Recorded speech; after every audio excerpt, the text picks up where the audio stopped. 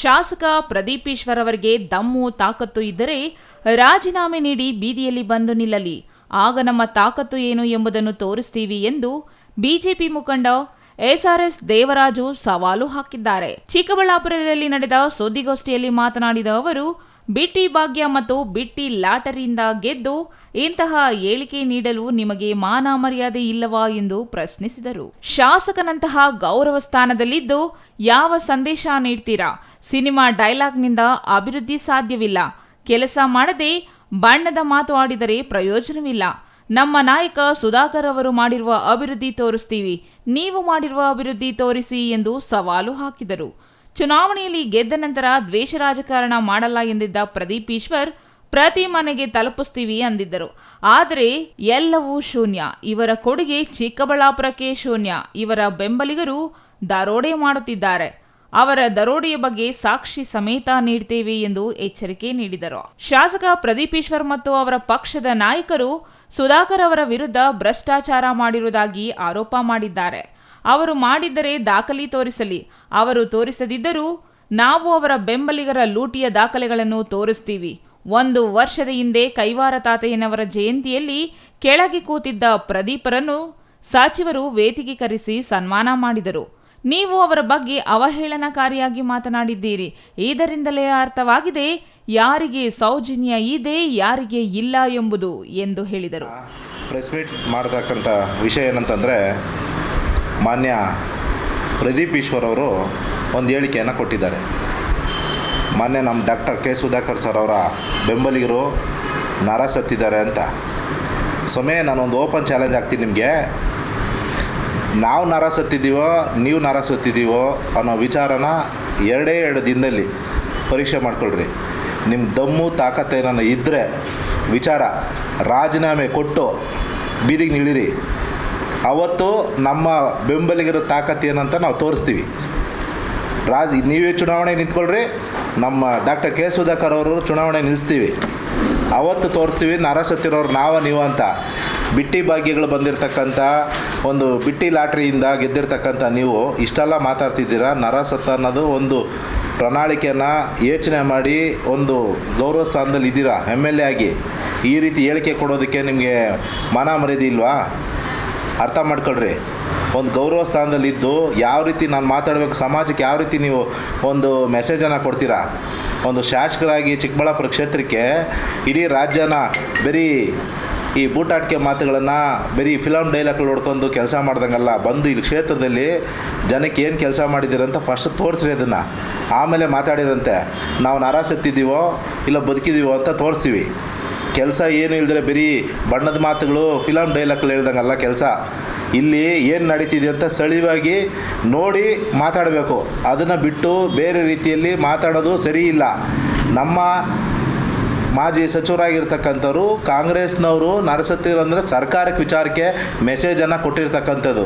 ಏನು ವಿಚಾರ ಅಂತಂದರೆ ಬರೀ ಬಿಟ್ಟಿ ಭಾಗ್ಯಗಳನ್ನು ಕೊಟ್ಕೊಂಡು ಜನರನ್ನ ಒಂದು ತಪ್ಪದೇ ದಾರಿಗೆ ಸಂದೇಶವನ್ನು ಕೊಡ್ತಾ ಇರ್ತಕ್ಕಂಥ ಕಾಂಗ್ರೆಸ್ ಸರ್ಕಾರ. ನಮ್ಮ ಭಾರತೀಯ ಜನತಾ ಪಾರ್ಟಿ ಸಿದ್ಧಾಂತ ಅದೇ ರೀತಿಯಲ್ಲ. ಏನಂತಂದರೆ ನಾವು ಏನಾದರೂ ಗುರಿ ಇಟ್ಟರೆ ಮುಂದಿನ ಭವಿಷ್ಯಕ್ಕೋಸ್ಕರ ರೂಪಿಸುವಂಥ ಕಾರ್ಯಗಳನ್ನು ಮಾಡತಕ್ಕಂಥ ಕೆಲಸ ಭಾರತೀಯ ಜನತಾ ಪಾರ್ಟಿ. ಇವತ್ತು ನೀವು ಯೋಚನೆ ಮಾಡಿರಿ ಸುಮ್ಮನೆ, ನಮ್ಮ ಡಾಕ್ಟರ್ ಕೆ ಸುಧಾಕರ್ ಸರ್ ಅವರು ಏನೇನು ಅಭಿವೃದ್ಧಿ ಈ ಕ್ಷೇತ್ರಕ್ಕೆ ಮಾಡಿದ್ದೀರಂತ, ನಿಮ್ದು ಏನೇನು ಕೊಡುಗೆ ಇದೆ ಅಂತ ತೋರಿಸಿ, ಒಂದು ಪಟ್ಟಿ ಸಮೇತ ತೋರಿಸಿ. ನಮ್ಮ ಸಾಹೇಬರು ತಗೊಂಬಂದಿರ್ತಕ್ಕಂಥ ಅನುದಾನಗಳನ್ನ ನೀನು ಕೆಲಸ ಮಾಡಿಬಿಟ್ಟು ಬೋರ್ಡ್ಗಳಲ್ಲಿ ಹಾಕೋದಂಗಲ್ಲ ಕೆಲಸ. ನೀವು ಅನುದಾನ 108 ಕೋಟಿ ತಗೊಂಡಿದ್ದೀರಂತ ವಿಜೇಂದ್ರಣ್ಣಗೆ ಮೆಸೇಜ್ ತಪ್ಪು ಗೊತ್ತಿಲ್ಲ, ತಿಳ್ಕೊಳ್ರಿ ಅಂತ ಹೇಳಿದ್ರಲ್ಲ. ಪಾಠ ಹೇಳೋಂಥ ಅವಶ್ಯಕತೆ ಇಲ್ಲ. ಅವ್ರು ಆಲ್ರೆಡಿ ಪಾಠ ತಿಳ್ಕೊಂಡಿದ್ದಾರೆ. ಅವ್ರ ಅಪ್ಪ ಕೂಡ ಸೈಕಲ್ ಇಂದ ರಾಜಕಾರಣಿ ಕಟ್ಟಿ ಇವತ್ತಿನ ದಿನ ಭಾರತೀಯ ಜನತಾ ಪಾರ್ಟಿಯಲ್ಲಿ 3 ಬಾರಿ ಅವರು ಮುಖ್ಯಮಂತ್ರಿ ಸ್ಥಾನ ಆಗಿರ್ತಕ್ಕಂಥ ಧೀಮಂತ ನಾಯಕರ ಮಗ. ಅವ್ರ ಬಗ್ಗೆ ಕೂಡ ಮಾತಾಡಬೇಕು ಅಂದರೆ ಒಂದು ಯೋಚನೆ ಮಾಡಿ ಮಾತಾಡ್ತಕ್ಕಂಥ ವಿಷಯ ಇರ್ತೈತೆ. ಅದನ್ನು ಬಿಟ್ಟು ಬೇರೆ ಬೇರೆ ವಿಚಾರಗಳನ್ನು ಮಾತಾಡೋಕ್ಕೆ ಹೋಗ್ಬೇಡ್ರಿ. ನಮ್ಮ ಬೆಂಬಲಿಗರು ಇವತ್ತು ಸಣ್ಣದಾಗಿ ಒಂದು ಚಿಕ್ಕದಾಗಿ ಒಂದು ಇದನ್ನು ಆಯೋಜನೆ ಮಾಡಿದ್ದೀವಿ. ನಾಳೆ ದಿನ ಉಗ್ರವಾಗಿ ಯಾವ ರೀತಿ ಹೋರಾಟ ಇರ್ತೈತದೆ, ಯಾವ ರೀತಿ ನಾವಂತ ತೋರಿಸ್ತೀವಿ. ನರ ಸತ್ತಿರೋರು ಯಾವ ರೀತಿ ಅಂತ ಇರುತ್ತೆ ಅಂತ ನಿಮಗೆ ತೋರಿಸ್ತೀವಿ. ಬಂದು ಬೀದಿಯಲ್ಲಿ ನಿಂತ್ಕೊಳ್ರೆ ಗೊತ್ತಾಗುತ್ತೆ ಹೇಳ್ತಾ ಈ ಮಾತುಗಳನ್ನು ನಾನು ವಿರಾಮ ಕೊಡ್ತಾ ಇದ್ದೀನಿ. ನಗರಸಭೆ ಮಾಜಿ ಅಧ್ಯಕ್ಷ ಆನಂದ ರೆಡ್ಡಿ ಮಾತನಾಡಿ, ಶಾಸಕ ಸ್ಥಾನಕ್ಕೆ ಅಗೌರವ ತರುವ ರೀತಿಯಲ್ಲಿ ಪ್ರದೀಪ್ ಈಶ್ವರ್ ಮಾತನಾಡುತ್ತಿದ್ದಾರೆ. ಅವರು ವಿದ್ಯಾರ್ಥಿಗಳಿಗೆ ಇದೇ ರೀತಿಯ ಅಶ್ಲೀಲ ಮಾತುಗಳನ್ನೇ ಬೋಧಿಸುತ್ತಾರಾ ಎಂದು ಪ್ರಶ್ನಿಸಿದರು. ಬಾಯಿ ಚಪಲಕ್ಕೆ ಮಾತನಾಡುವುದು ಬಿಡಿ. ಯಾರು ಯೋಗ್ಯರು ಯಾರು ಅಯೋಗ್ಯರು ಎಂಬುದು ಚಿಕ್ಕಬಳ್ಳಾಪುರಕ್ಕೆ ಮಾತ್ರವಲ್ಲ, ಇಡೀ ರಾಜ್ಯದ ಜನರಿಗೆ ಗೊತ್ತಿದೆ ಎಂದರು. ಹಿಂದೆ ಅನೇಕ ಮಂದಿ ಚಿಕ್ಕಬಳ್ಳಾಪುರದಲ್ಲಿ ಶಾಸಕರಾಗಿದ್ದಾರೆ. ಅವರು ಚಿಕ್ಕಬಳ್ಳಾಪುರದ ಗೌರವ ಉಳಿಸಿದ್ದಾರೆ. ನೀವು ಅಗೌರವ ತರುತ್ತಿದ್ದೀರಿ. ಇದೇ ರೀತಿ ಮಾತನಾಡಿದರೆ ಮುಂದಿನ ದಿನಗಳಲ್ಲಿ ಪಾಠ ಕಲಿಸಬೇಕಾಗುತ್ತದೆ ಎಂದು ಎಚ್ಚರಿಕೆ ನೀಡಿದರು. ಪ್ರದೀಪ್ ಈಶ್ವರ್ ಅವರು 2 ದಿವಸ ಹಿಂದೆ ಅವರು ಶಾಸಕರ ಒಂದು ಸ್ಥಾನಕ್ಕೆ ಅಗೌರವ ತರುವಂಥ ಮಾತಾಡ್ತಾ ಇದ್ದಾರೆ. ಯಾಕೆಂದರೆ ಅವರು ಇವತ್ತು ಶಾಸಕರಾಗಿ ಶಾಸಕರ ಬೆಲೆ ಏನು ಅಂತ ತಿಳ್ಕೊಂಡಿರೋ ಅವರು ಮಾತಾಡೋ ನಿಟ್ಟಿನಲ್ಲಿ ಇವತ್ತು ನಮ್ಮ ಕ್ಷೇತ್ರದ ಜನ ಎಲ್ಲ ನೋಡ್ತಾ ಇದ್ದಾರೆ. ಅವರು ಇವತ್ತು ಲೆಕ್ಚರರ್ ಆಗಿ ಟೀಚ್ ಮಾಡ್ತೀನಿ ಅಂತ ಹೇಳ್ತಾರೆ. ಅವರು ಇದೇ ರೀತಿನ ಸ್ಟೂಡೆಂಟ್ಸ್ಗೆ ಟೀಚ್ ಮಾಡೋಂಥದ್ದು ಕಾಲೇಜಲ್ಲಿ ಈ ಅಸಭ್ಯವಾಗಿ ಮಾತಾಡೋಂಥದ್ದನ್ನು ಟೀಚ್ ಮಾಡೋಂಥದ್ದು ಅವರು ಸ್ಟೂಡೆಂಟಿಗೆ. ಏನು ಶಾಸಕರಾಗಿದ್ದೀರಾ, ಆ ಶಾಸನ ಗೌರವ ಉಳಿಸಿ. 224 ಜನ ಶಾಸಕರಿದ್ದಾರೆ ನಮ್ಮ ಕ್ಷೇತ್ರದಲ್ಲಿ, ನಮ್ಮ ರಾಜ್ಯದಲ್ಲಿ. ಎಲ್ಲಿಗೂ ಅಗೌರವ ತರೋ ಕೆಲಸ ಮಾಡಬೇಡಿ. ಬಾಯಿ ಅಂದ್ಬಿಟ್ಟು ಬಾಯಿ ಚಪ್ಪಲಕ್ಕೆ ಸೋಷಿಯಲ್ ಮೀಡಿಯಾಗೆ ವಾಟ್ಸಪ್ಗೆ ಬಾಯಿ ಬಂದಾಗೆಲ್ಲ ಮಾತಾಡೋದು ಬಿಡಿ. ನಮ್ಮ ಸಚಿವರು ಸುಧಾಕರಣ್ಣವರು ಅಯೋಗ್ಯರು ಯೋಗ್ಯರು ಅಂತ ನಮ್ಮ ಕ್ಷೇತ್ರದ ಜನ ತಿಳ್ಕೊಂಡಿದ್ದಾರೆ. ಯಾರು ಅಯೋಗ್ಯರು ಯಾರು ಯೋಗ್ಯರು ಅಂತ ನಮ್ಮ ಚಿಕ್ಕಬಳ್ಳಾಪುರ ಕ್ಷೇತ್ರದ ಜನತೆ ಇವತ್ತು ತಿಳ್ಕೊಂಡಿದ್ದಾರೆ. ಅಯೋಗ್ಯರು ಯಾರು ಯೋಗ್ಯರು ಅಂತ ನೀವು ಹೇಳೋ ಅವಶ್ಯಕತೆ ಇಲ್ಲ. ನಿಮ್ಮ ಬಾಯಿಯಲ್ಲಿ ಇಡ್ತಾ ಇರಲಿ, ನಾಲಿಗೆಯಲ್ಲಿ ಬಾಯಿಗೆ ಬಂದಾಗ ಮಾತಾಡಿದ್ರೆ ನಾವು ಯಾರು ಸುಮ್ಮನೆ ಕೈ ಕಟ್ಕೊಂಡು ಕುತ್ಕೊಂಡಿರಲ್ಲ. ನಮ್ಮ ನಾಯಕರಾಗಿರ್ಬೋದು, ನಮ್ಮ ಮುಖಂಡರುಗಳಾಗಿರ್ಬೋದು, ನಮ್ಮ ಕಾರ್ಯಕರ್ತರುಗಳಾಗಿರ್ಬೋದು, ಯಾರು ಕೈ ಕಟ್ಕೊಂಡು ಕುತ್ಕೊಂಡಿರಲ್ಲ. ಬಟ್ ಮಾತಾಡೋದು ಕಲ್ತ್ಕೊಳ್ಳಿ. ಹಿಂದ್ಗಡೆ ಸುಮಾರು ಜನ ಶಾಸಕರಾಗಿದ್ದಾರೆ. ಚಿಕ್ಕಬಳ್ಳಾಪುರ ಇತಿಹಾಸ ಇದೆ. ಎ ಮುನಿಯಪ್ಪನವರು, ರೇಣುಕಮ್ಮನವರು, ಸಿ ವೆಂಕಟರಾಯಪ್ಪನವರು, ಶಿವಾನಂದ್ ಅವರು, ಹಂಸಿಯಮ್ಮನವರು, ಮುನಿಯಪ್ಪನವರು, ಬಚ್ಚೇಗೌಡರು, ಈಗ ನಮ್ಮ 10 ವರ್ಷದಿಂದ ನಮ್ಮ ಡಾಕ್ಟರ್ ಸುಧಾಕರಣ್ಣವರು ಎಲ್ಲ ಯಾವ ರೀತಿ ನಡ್ಕೊಂಡಿದ್ದಾರೆ ತಿಳ್ಕೊಳ್ಳಿ. ಫಸ್ಟ್ ಇತಿಹಾಸ ತಿಳ್ಕೊಳ್ಳಿ. ಸುಮ್ಮನೆ ಬಾಯಿಗೆ ಬಂದಾಗೆಲ್ಲ ಮಾತಾಡೋದು ಬಿಡಿ. ಎಲ್ರಿಗೂ ಬರುತ್ತೆ ಬಾಯಿಗೆ ಬಂದು ಮಾತಾಡೋದು. ಶಾಸಕರಾಗಿದ್ರೆ ನೀವು ಹೇಳಿದ್ದೀರಾ ಲಾಟ್ರಿಯಲ್ಲಿ ಗೆದ್ದಿದ್ದೀರಿ ಅಂತ. ಏನೋ ಗೆದ್ದಿದ್ದೀರಾ, ಕೆಲಸ ಮಾಡ್ಕೊಂಡಾಗಿ ಜನಕ್ಕೆ ಒಳ್ಳೇದು ಕೆಲಸ ಮಾಡಿ. ಅದು ಬಿಟ್ಬಿಟ್ಟು ಅದು ಇದು ಅಂತ ನಮ್ಮ ನಮ್ಮ ಮಾಜಿ ಸಚಿವರು ವಿರುದ್ಧ ಮಾತಾಡೋದು, ಬೇರೆ ನಮ್ಮ ಮುಖಂಡರಿಗೆ ವಿಚಾರದಲ್ಲಿ ಮಾತಾಡೋದು, ಇವೆಲ್ಲ ಬಿಟ್ಬಿಡಿ. ಯಾರು ಕೈ ಕಟ್ಕೊಂಡು ಕುತ್ಕೊಂಡಿರಲ್ಲ. ಮುಂದಿನ ದಿನಗಳಲ್ಲಿ ಇದೇ ರೀತಿ ಮಾತಾಡೋದು ಕಲಿತ್ರೆ ನಾವು ಮುಂದಿನ ದಿನಗಳಲ್ಲಿ ಪಾಠ ಕಲಿಸಬೇಕಾಗುತ್ತೆ ಅಂತ ಈ ಸಂದರ್ಭದಲ್ಲಿ ಹೇಳ್ತಾ ಇದ್ದೀನಿ. ನಗರಸಭೆ ಮಾಜಿ ಸದಸ್ಯ ಸಂತೋಷ್ ಮಾತನಾಡಿ, ಡಾಕ್ಟರ್ ಕೆ ಸುಧಾಕರ್ ಅವರು ಸಚಿವರಾಗಿದ್ದ ವೇಳೆ ಅವರ ಮನೆ ಗೇಟ್ ಕಾಯುತ್ತಿದ್ದ ಪ್ರದೀಪ್ ಈಶ್ವರ್ಗೆ ಅವರು ಅಧಿಕಾರದಲ್ಲಿದ್ದಾಗ ಯೋಗ್ಯರಾಗಿದ್ದರು, ಈಗ ಅಯೋಗ್ಯರಾಗಿದ್ದಾರೆಯೇ ಎಂದು ಪ್ರಶ್ನಿಸಿದರು. ಪ್ರದೀಪ್ ಈಶ್ವರ್ ಅವರೇ, ನೀನು ರಾಜಕಾರಣ ಮಾಡಲು ಮಾತ್ರ ಬಂದಿದ್ದೀಯಾ? ನೀನು ಲಾಟರಿಯಲ್ಲಿ ಗೆದ್ದಿರೋದು, ನಿನಗೆ ಸಂಘಟನೆ ಮಾಡಲು ಸಾಧ್ಯವಾಗಿಲ್ಲ ಎಂದು ಏಕವಚನದಲ್ಲಿಯೇ ವಾಗ್ದಾಳಿ ನಡೆಸಿದರು. ಸುಧಾಕರ್ ಅವರು ಚಿಕ್ಕಬಳ್ಳಾಪುರದಲ್ಲಿ ಅಭಿವೃದ್ಧಿಯ ಪರ್ವ ಮಾಡಿದ್ದಾರೆ. ನಮಸ್ತೆ ಚಿಕ್ಕಬಳ್ಳಾಪುರ ಕಾರ್ಯಕ್ರಮದಲ್ಲಿ ಜನರಿಗೆ ಏನು ಅನುಕೂಲ ಮಾಡಿದ್ದೀಯಾ ನೋಡೋಣ ನಡಿ. ಖಾಲಿ ಡಬ್ಬಾದಲ್ಲಿ ಕಲ್ಲು ಹಾಕಿ ಅಲ್ಲಾಡಿಸುತ್ತಿದ್ದೀಯಾ? ಇಡೀ ರಾಜ್ಯದಲ್ಲಿಗೆ ನಿನಗೆ ಬ್ರಾಂಡ್ ಕೊಟ್ಟಿದ್ದಾರೆ. ಚಿಕ್ಕಬಳ್ಳಾಪುರದ ಮಾನ ಮರ್ಯಾದೆ ಕಲಿಸುತ್ತಿದ್ದೀಯಾ? ನಿಮ್ಮ ಮಟ್ಟಕ್ಕೆ ನಾವು ಇಳಿಯುವುದಿಲ್ಲ. ನೀನು ಊಸರವಳ್ಳಿ ಇದ್ದಂಗೆ. ಪಕ್ಷಕ್ಕೆ, ಚಿಕ್ಕಬಳ್ಳಾಪುರಕ್ಕೆ ನಿಮ್ಮ ಕೊಡುಗೆ ಏನು ಅಂತ ತೋರಿಸು ಎಂದರು. ನಮ್ಮ ನಾಯಕ ಸುಧಾಕರ್ ಅವರು ಚಿಕ್ಕಬಳ್ಳಾಪುರದ 3 ಚಿಕ್ಕಬಳ್ಳಾಪುರ ಅಭಿವೃದ್ಧಿ ಪ್ರಾಧಿಕಾರದ ಅಧ್ಯಕ್ಷರನ್ನಾಗಿ ಮಾಡಿದರು. ನೀನು ಗೌರಿಬಿದನೂರಿಗೆ ಕೊಟ್ಟಿದ್ದೀಯಾ? ನಿನಗೆ ತಾಕತ್ತು ಇದ್ದರೆ ಸ್ಥಳೀಯರಿಗೆ ಯಾಕೆ ನೀಡಿಲ್ಲ ಎಂದು ಪ್ರಶ್ನಿಸಿದರು. ನಮ್ಮ ಡಾಕ್ಟರ್ನ ಅಯೋಗ್ಯರು ಅಂತ ಹೇಳ್ತಾರೆ ಮಾಜಿ ಮಂತ್ರಿಗಳನ್ನ. ಮಾಜಿ ಮಂತ್ರಿಗಳು ಅವ್ರ ಅಧಿಕಾರದಲ್ಲಿದ್ದಾಗ ಯೋಗ್ಯರು. ಅವ್ರ ಮನೆ ಕಾವಲು ಕಾಯ್ತಾ ಇದ್ದ ಯಾರು? ನಮ್ಮ ಮಾಜಿ ಶಾಸಕರು ಇವಾಗಿರೋಂಥ ನಮ್ಮ ಪ್ರದೀಪ್ ಈಶ್ವರ್. ಆವಾಗ ಅನುಕೂಲ ಪಡ್ಕೊಳಕ್ಕೆ ಅವರು ಯೋಗ್ಯರಾಗಿದ್ದರು. ಅವ್ರ ಮನೆ ಕಾವಲು ಕಾಯ್ತಾಯಿದ್ರು, ಗೇಟ್ ಕಾಯ್ತಾಯಿದ್ರು. ಪೆರೇಸಂದ್ರದಲ್ಲಿ ಕಾರ್ಯಕ್ರಮ ಮಾಡಿಸಿದಾಗ, ಪೆರೇಸಂದ್ರದಲ್ಲಿ ಆವತ್ತು ಇಂಥ ಉತ್ತಮವಾದ ಆರೋಗ್ಯ ಮಂತ್ರಿನೇ ಇಲ್ಲ ಅಂದಾಗ ಅವರು ಯೋಗ್ಯರಾಗಿದ್ದರು. ಪ್ರತಿಯೊಂದು ವೇದಿಕೆ ಹಂಚ್ಕೊಳ್ಳೋವಾಗ ಅವ್ರ ಅಧಿಕಾರದಲ್ಲಿದ್ದಾಗ ಪ್ರದೀಪ್ ಈಶ್ವರ್ ಅವರು ಮಂತ್ರಿಗಳನ್ನ ಯೋಗ್ಯರು ಮಾಡಿದರು. ಅಧಿಕಾರ ಹೋದ್ಮೇಲೆ ಅಯೋಗ್ಯರು ಅಂತಾರೆ ಇವರು.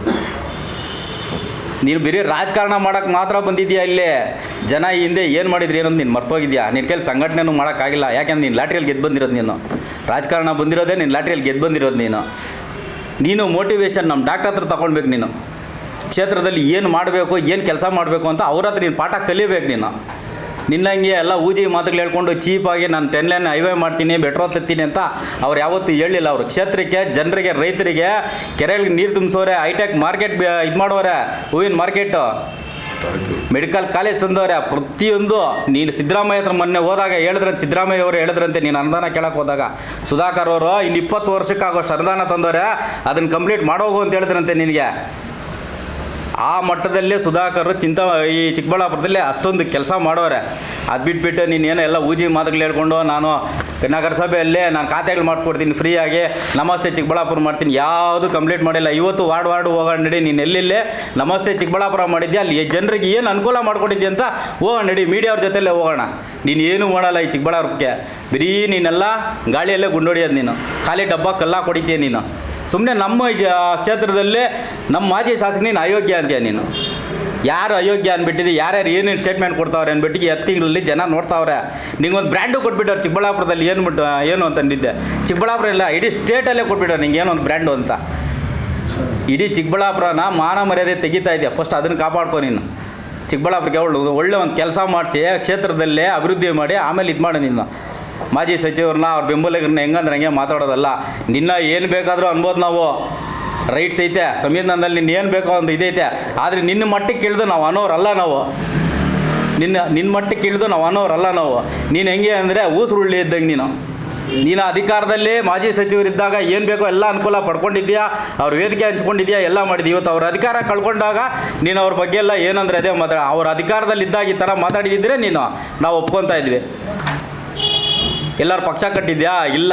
ಏನೋ ಪಕ್ಷಕ್ಕೇನೋ ನೀನು ಕೊಡುಗೆ ಆಯ್ತಾ? ಇಲ್ಲ. ಬಂದಿದ್ಯಾ ಅಚಾನಕ್, ನೀನು ಗೆದ್ದುಬಿಟ್ಟಿದ್ಯಾ, ನೀನು ಗೆದ್ದೇನೋ MLA ಆಗಿದ್ಯಾ. ಅಭಿವೃದ್ಧಿ ಮಾಡು, ಕ್ಷೇತ್ರದ ಅಭಿವೃದ್ಧಿ ಮಾಡು, ಒಳ್ಳೆ ಒಂದು ಅನುದಾನ ತಗೊಂಡು ಮಾಡು. ಅದು ಬಿಟ್ಬಿಟ್ಟಿದ್ದೆ ಅವ್ರ ಮೇಲೆ ಇವ್ರ ಮೇಲೆ ಎಲ್ಲ ಯಾಕೆ ಹೇಳ್ಕೊಂತಿರ್ತೀಯ ನೀವು? ನಿನ್ನ ಏನು ಅಂದ್ಬಿಟ್ಟಿದ್ದು 2 ದಿವಸ ಹಿಂದೆನೇ ನೋಡ್ತೀವಿ. ಡಿಸ್ಟಿಕ್ ಹೆಡ್ ಕ್ವಾರ್ಟ್ರಲ್ಲಿ ಮಾಡುವಂಥ ಗುದ್ಲಿ ಪೂಜೆಗಳು ಮತ್ತೊಂದೆಲ್ಲ ನೀನು ಚಿಂತಾಮಣಿಯಲ್ಲಿ ಮಾಡಿದೆ. ನೀನು ದಮ್ಮು ತಾಕಂತ ಏನು ಅಂತ ಈ 2 ದಿವಸದಲ್ಲೇ ಹೇಳ್ಬೋದು ನಾವು. ಈ ಡಿಸ್ಟಿಕ್ ಹೆಡ್ ಕ್ವಾರ್ಟ್ರಲ್ಲೇ ಮಾಡ್ಬೋದಾಗಿತ್ತು, ನೀನು ಯಾಕೆ ಮಾಡಲಿಲ್ಲ? ಏನು ಅನುದಾನ ತಂದಿಲ್ಲ, ಅದಕ್ಕೋಸ್ಕರ ನೀನೇನು ಮಾಡೋಕ್ಕಾಗಲಿಲ್ಲ ನಿನ್ನ ಕೈಯಲ್ಲೇ. ಈ ಹಿಂದೆ ನಮ್ಮ ಮಾಜಿ ಶಾಸಕರು ಏನು ತಂದಿದ್ರಲ್ಲ ಅದನ್ನೇ ನೀನು ಇದು ಮಾಡ್ತಾ ಇದೆಯಾ ಹೊರತು ಏನೂ ಮಾಡೋಕ್ಕಾಗಲ್ಲ ನಿನ್ನ ಕೈಯಲ್ಲಿ. ಇನ್ನು ಈ ಸುದ್ದಿಗೋಷ್ಠಿಯಲ್ಲಿ ನಗರಸಭೆ ಸದಸ್ಯರಾದ ಸುಬ್ರಹ್ಮಣಿ, ಯತೀಶ್ ಕುಮಾರ್, ಸತೀಶ್ ಸೇರಿದಂತೆ ಇನ್ನಿತರರು ಉಪಸ್ಥಿತರಿದ್ದರು. Jangalahalli Ashwath, CTV news, Chikkaballapur.